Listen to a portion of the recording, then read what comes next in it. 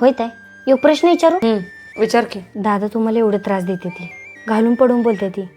खरं सांगू, तुमच्या जागी जर दुसरी कोण बाई असती ना तर कधीच त्या नवऱ्याला सोडून गेली असती. पण तुम्ही कसं काय त्यासनी सहन केलं आणि इथपर्यंत साथ कशी काय दिलायचा हो? तुला ते आता बदललेले, चिडके, त्रास देणारे ती व्यक्ती दिसते, पण ते आधीपासून तसे नव्हते ग. मी माझ्या नवऱ्याला त्याच्या हक्काचं सगळं सोडून एकटं शांत बसलेलं बघितले. कारण त्यावेळेला त्यांच्या विरोधात दुसरं तिसरं कोण नाही, तर त्यांच्या घरचे, त्यांच्या जवळचे, त्यांच्या रक्ताची नाती उभी होती. मग मला सांग, ज्या पुरुषाच्या विरोधात त्याचं स्वतःचं कुटुंब उभं असेल तो पुरुष आतून किती तुटेल ग.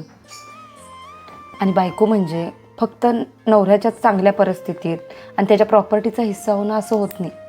तर ज्या वेळेला त्याचा पडता काळ आहे, ज्या वेळेला त्याला गरज आहे साथ देण्याची, समजून घेण्याची, तर त्यावेळेला त्याच्या आयुष्याचा भाग बनून टिकून राहणं हे पण तेवढंच बायकोचं कर्तव्य आहे.